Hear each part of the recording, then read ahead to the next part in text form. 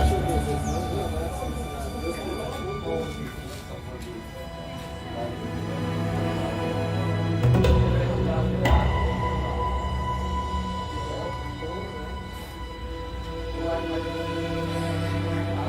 senhora teve Covid? Sim, tive Covid. Foi pesado, eu fiquei 12 dias entubada. E a minha filha pegou, minhas duas irmãs. Mas pode acontecer do quê? Comprei no 11, o mercado veio pro 9, não estopei, não usei minha posição, não aceitei que eu... E o meu neto, ele ficou muito mal mesmo. Eu fiquei internado 23 dias, né, no hospital de campanha do autódromo, e foram dias difíceis. As unidades tiveram que se adequar a esse vírus que é respiratório, que está no ar, inventar fluxos de atendimento na área externa para garantir o atendimento aos usuários de uma forma segura. A gente identificou que muitas das situações que seriam para a própria segurança do paciente, ele não conseguiria realizar no seu ambiente doméstico. Eu não tinha onde colocar pacientes, as pessoas em estado grave sentadas, né? As pessoas aqui fora esperando atendimento, notícia de familiares. Foi uma situação realmente como se fosse um momento de guerra.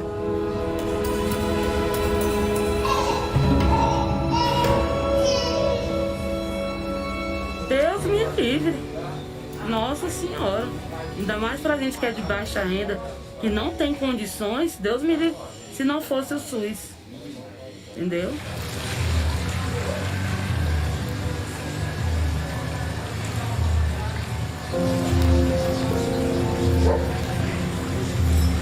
O SUS foi quem de fato salvou vidas. Sem o Sistema Único de Saúde, seria o caos mais ainda acentuado do que foi.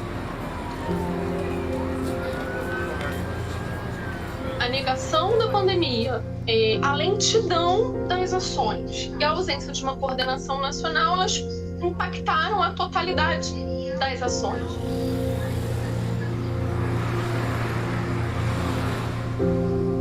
O Conselho Nacional de Saúde e os próprios conselhos estaduais e municipais estão assumindo esse protagonismo na falta de um norte, de um norteador. Nós temos Conselho de Saúde em todos os municípios, 5.570 municípios. Mais de 100 mil conselheiros de saúde que se reúnem todo mês para colocar na sua agenda, na pauta, o debate da saúde como direito humano.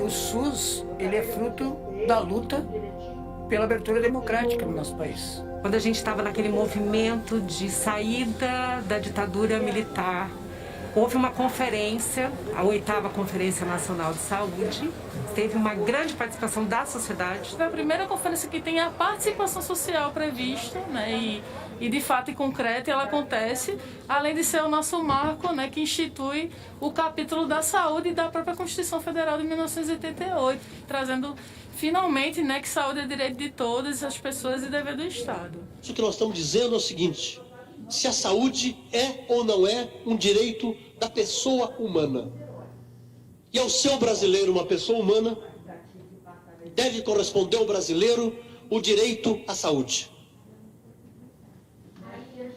Se a saúde é um direito, a quem cabe garantir esse direito?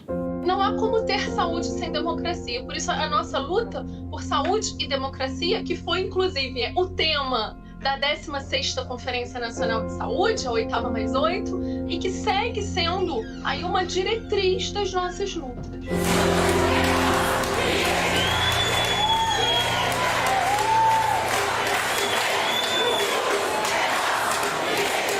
A saúde é um direito humano.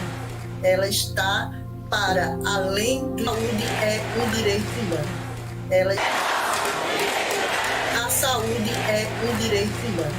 Ela está para além dos interesses privados. Ela é muito mais do que a ausência de doença, entendeu? É o bem-estar, é a educação, é toda a organização social de proteção e de qualidade de vida dessa população. Essa palavra hebraica para perdão, slichá. Lembra que Jesus falou que o perdão seria...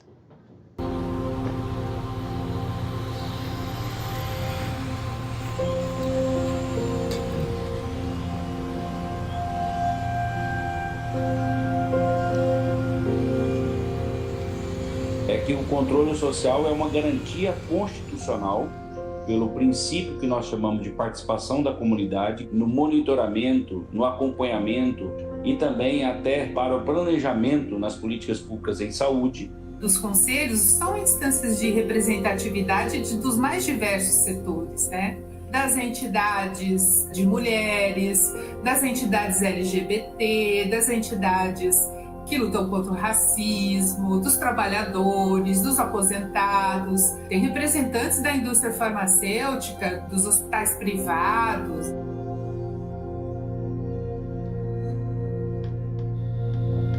É a voz das pessoas que está falando e não a voz de um governo, não a voz de uma instituição, mas é a voz das pessoas. Então, quando a voz da pessoa no coletivo fala, o coletivo faz que intervenções importantes em saúde pública sejam feitas. A gestão não pode ficar ouvindo todos os usuários. Então, ela se reúne no Conselho Municipal e onde a gente apresenta as demandas e as dificuldades que aqueles usuários estão sofrendo naquela região. Aqui mesmo, nessa comunidade agora, fechou essa unidade aqui. Então, nós tivemos aqui inúmeras mortes por Covid, tá? Por as pessoas não terem atendimento adequado. Elas tinham que ir até o hospital, tinham que fazer todo esse percurso aqui que vocês viram que não é fácil. Tem coisas que nós não atingimos, né? Como servidor. E eles, como comunidades, têm como pedir ou até mesmo como exigir. A organização do controle social, quando a gente foi de porta a porta, falando com todo mundo, explicando da necessidade dessa unidade ficar, principalmente porque a gente tem aqui pessoas acamadas, com baixa mobilidade, gente que definitivamente não teria como fazer um deslocamento, mesmo que ele fosse mínimo, para um atendimento num outro espaço. Tudo bem, seu Jorge? Como é que tá? Meu filho sereno? Faz favor, bebê. Faz favor, bebê. O vai vir de visitar aqui, tá? Tá. E através do Conselho Municipal de Saúde, Conselho Distrital e comunidade junto, conseguimos trazer novamente a unidade de saúde aqui para junto dos moradores. Quando as pessoas que vivenciam, né, o dia a dia podem opinar, podem ajudar a decidir, influenciar nos rumos das políticas públicas que são afetas a elas, as políticas públicas tendem a melhorar. A qualidade de vida das pessoas melhora. O controle social, acho que ele ganhou muita visibilidade.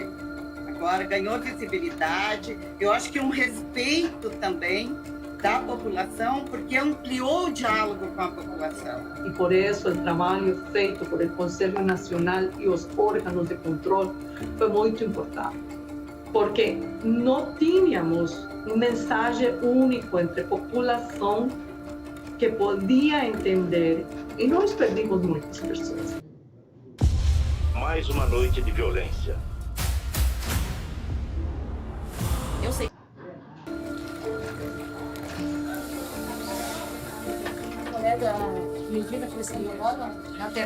Conscientizar as pessoas em um cenário como a gente vive, uma conjuntura que a gente vive, é algo um pouco complexo. Porque a gente tenta passar uma informação, a gente tem conhecimento, sabe que a ciência está à frente, né, de todas essas questões e ainda assim há uma orientação muitas vezes contrária, né, aos fatos. A pandemia ela é muito mais complexa do que uma infecção de transmissão. Então isso necessita de estratégias. Eu acho que o Conselho, o controle social, teve um papel fundamental, inclusive de demonstração para a sociedade, né, de onde que a gente tinha fragilidade, onde precisa melhorar e tem contribuído para o fortalecimento do Sistema Único de Saúde. E aí quando a gente chega na pandemia, né, se visibiliza que existe esse SUS que faz tudo isso que só agora, né, as pessoas percebem, né, e que mesmo todos os ataques e desmontes das políticas públicas que também se repercutem no Sistema Único de Saúde, ele está aí, né, é ele quem tem salvo as vidas. Nesse momento, né, de pandemia, nós tivemos que reforçar, mudar a nossa estratégia de comunicação, porque agora nós trabalhamos quase 24 horas por dia. Eu acho que o que nós mais falamos é no furar a bolha. Nós produzimos muito. Em todos os nossos posicionamentos, cartas públicas, notas públicas, recomendações, inúmeras recomendações, conseguimos motivar, sensibilizar não só a grande imprensa, mas também sensibilizarmos a sociedade brasileira das importâncias e das barbáries que estavam sendo cometidas. Com essa complexidade que é a representação do Conselho, os diversos conselheiros de diversos locais do país sem o mesmo acesso às tecnologias que possibilitem atividades remotas, como é que a gente construía isso tudo para não deixar de cumprir com o nosso papel? Toda informação segura a gente começou a transmitir para a nossa base. Informações importantes, sem fake news. Então, a ideia é qualificar a atuação, digamos assim, desses conselheiros na defesa do Sistema Único de Saúde. Mobilizar a população em defesa do Sistema Único de Saúde. Quem conseguiu se salvar nessa epidemia foi graças ao SUS. Quem morreu na epidemia ainda conseguiu ter dignidade minimamente graças ao SUS. Porque enquanto o SUS salvava, a iniciativa privada negava acesso às pessoas que pagam por planos privados de saúde. Quando os primeiros casos da pandemia ocorreram, foi no serviço particular, porque a pandemia chegou no Brasil pelos aeroportos. E o que os hospitais, os serviços particulares fizeram, ao diagnosticar o caso, foi imediatamente remeter para o sistema público. Agora, não é somente nessas horas. Na hora do financiamento, também é preciso priorizar o sistema público. O desmonte do Sistema Único de Saúde já veio de antes da pandemia chegar. A gente sempre coloca um recorte em 2016, quando houve um golpe no nosso país, né? E a partir dali a própria Emenda Constitucional 95, que o subfinanciamento do SUS passa a se tornar desfinanciamento, ou seja, a retirada de recursos. Respiratório, tosse, febre, tive contato com alguém com Covid, todo mundo foi passar para consulta todo dia, é isso? Não, por favor, a ordem, por favor, começa também. Tá, só aguardar que eu já devolvo, tá? Apenas apontar problemas não é o único papel do controle social. O controle social tem por obrigação apontar os problemas e apontar também os caminhos para a solução desses problemas. Nós criamos o Comitê de Acompanhamento da Covid para fazer o acompanhamento dos casos, das notícias, né, e de todas as problemáticas que a pandemia desnudou. A Frente pela Vida foi uma forma da gente ampliar essas relações de atuação em defesa do próprio Sistema Único de Saúde, quando a gente busca, por exemplo, as pessoas que atuam na defesa da ciência, as pessoas que atuam na comunicação, no direito, na educação, na assistência, meio ambiente. Então nós buscamos interagir com todas as pontas, todo o controle social brasileiro no sentido de atuar junto nessa pandemia. A preocupação maior era com os EPIs e com os testes. E não definir os essenciais. Não houve essa definição do que era trabalho essencial, nem mesmo trabalhador de saúde e profissional de saúde. O auxílio emergencial, ele deu um fôlego, mas mesmo assim, né, ele ainda foi desigual, porque não se pensou que muitas pessoas não têm acesso ao sistema, não têm internet, sendo que o governo já tem o cadastro. A gente sabe que as primeiras pessoas que morreram eram trabalhadoras do lar. A gente sabe que a maioria das trabalhadoras domésticas são mulheres pretas. Que as mulheres são grande maioria no enfrentamento à Covid, médicas, enfermeiras, assistentes, enfim. E muitas mortes nós tivemos nessa frente de atuação. mas também as mulheres que ficaram em casa, que sofriam violência doméstica, essa parte também foi intensificada. Mantenha distanciamento, fique em casa. Se alguém na sua família tiver afetada pelo vírus, ela fica isolada no quarto, ela usa um banheiro único. Para nós, isso não existe. As nossas famílias são grandes, as nossas moradias, espaços limitados. O governo se pautou da utilização de medicamentos que não têm prova nenhuma de eficácia para a Covid-19, da tecnologia que nós temos hoje para nos proteger da Covid é a vacina. O nosso país ele é campeão em vacina e daí nós não temos dificuldade nenhuma. O problema que nós tivemos foi a falta de vacina. Como o kit Covid e outras estratégias que não eram adotadas pelo sistema, que tentaram fazê-la de maneira brusca, eles atrapalharam.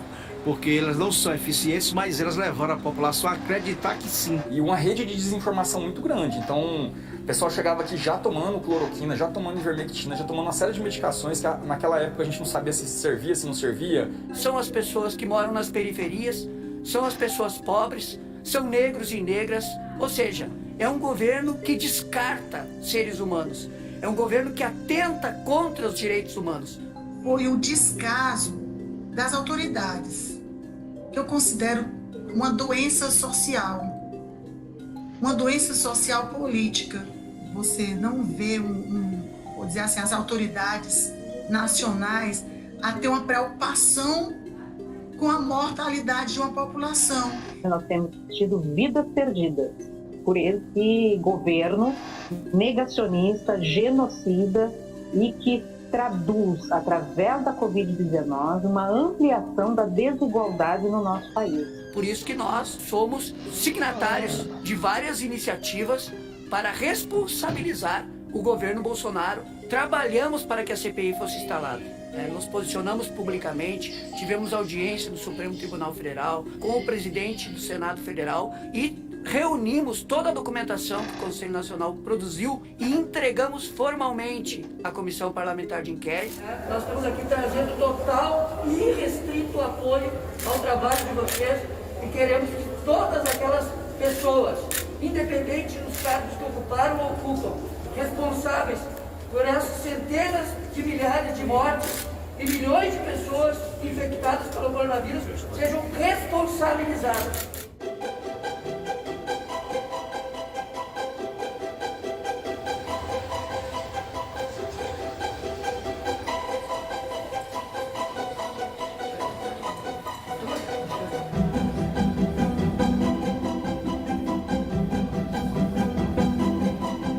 Se estiver pronto, a gente vai lá e te examina, tá bom? Que nós não enfrentaremos adequadamente esta pandemia se nós não fortalecermos a atenção primária de saúde. Os pacientes às vezes vêm assim de pijama, de chinelinho. Se fosse em outro local mais distante, seria difícil até pela locomoção. A tenda não estava inchada, né? Agora desinchou e começou doer, não dormia, comia até mancando. Deixa eu dar uma olhadinha. Ela só mostra a outra para mim ver se está inchada e onde é que dói. Esta população é muito vulnerável e então a atenção primária é muito importante para eles porque há um acercamento da população com o serviço de saúde. Eu consigo dar um atendimento e olhar para essa comunidade de acordo com as necessidades desse território. Na minha comunidade, na comunidade que a gente atende, no começo da pandemia, houve muita desinformação de maneira geral, né? Então a gente teve um volume muito grande de pacientes, sintomática respiratória, que tem 2 fábricas de cimento que atuam na área. Então lá no começo a gente teve um volume muito grande de atendimento de pessoas assustadas mesmo com a doença, sabe, com a patologia.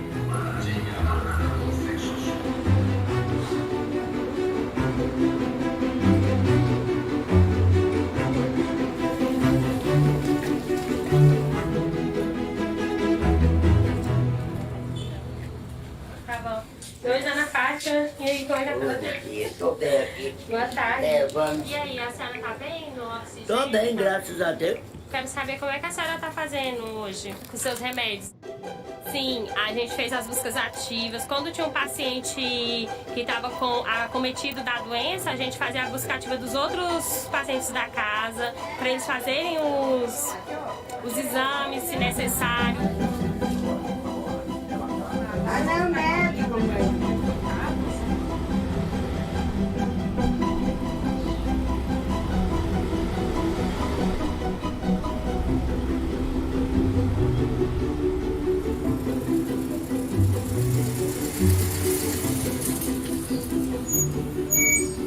Nas unidades básicas, elas ficaram no atendimento das pessoas com sintomas e aí hoje a gente está com uma demanda reprimida. E o que a gente fica agora é a quantidade de pacientes com Covid está baixa, porém as sequelas que ele tem deixado está muito alta.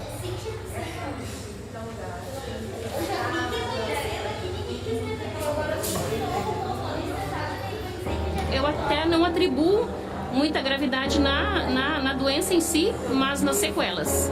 Eu já me sinto assim, ó, cansada em ter que elevar um pouco a voz.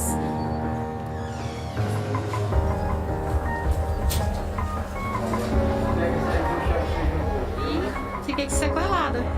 Tô com trombose na perna direita. Final do dia a voz some. E tô tendo acompanhamento no posto. E futuramente, quando acabar essa pandemia, nós retornarmos novamente com as palestras, principalmente palestras sobre amamentação, a importância do pré-natal, a importância até antes de você mulher e você homem, se prevenir contra as doenças, né? E também auto se conhecer. Meu sonho agora é que essa mobilização que foi feita e que deu resultado se mantenha para frente, porque o SUS precisa ser sustentado. E nós temos que entender que ele está ameaçado. Portanto, é melhor que se convoque a todos e que todos se mantenham mobilizados em defesa desse sistema que é hoje por todos reconhecido. Sou conselheira distrital, coordenadora do Conselho Distrital da Restinga e membro do coordenadora adjunta do Conselho Municipal de Saúde. Represento aqui no Conselho a Confederação Nacional das Associações de Moradores, CONAM. Eu sou do Conselho Nacional de Saúde, sou membro da mesa diretora, represento o segmento gestor-prestador, representando o Ministério da Saúde. Aqui no Conselho Nacional de Saúde representa a ANAIDS, Articulação Nacional de Luta contra a AIDS. Sou servidor público e estou hoje no Conselho como secretário executivo substituto. Estou secretária executiva aqui do Conselho Nacional de Saúde. Sou médica da família e comunidade aqui nessa unidade básica de saúde. Médico de família e comunidade da equipe Lobeira. Eu sou uma mulher preta, ativista, né, na luta e no enfrentamento da defesa da vida das mulheres, né, e também da saúde. Eu sou representante de usuários, eu sou uma usuária do SUS e sou uma pessoa vivendo com patologia. Eu sou representante dos subsegmentos da saúde da população negra, né, e a minha entidade é o Negro. Eu sou do segmento de usuários e represento a CNBB. Eu represento as indústrias de uma forma geral dentro do Conselho Nacional de Saúde como prestador. Eu represento os trabalhadores, né? Eu sou da Associação Brasileira de Nutrição, eu sou nutricionista de formação. A minha representação é da Rede Unida, uma entidade, eu estou no segmento dos profissionais de saúde. Eu faço parte do comitê de enfrentamento à Covid, né? Eu represento a ABRAS, que é a Associação Brasileira de Alzheimer. E sou gerontóloga também e defendo o idoso.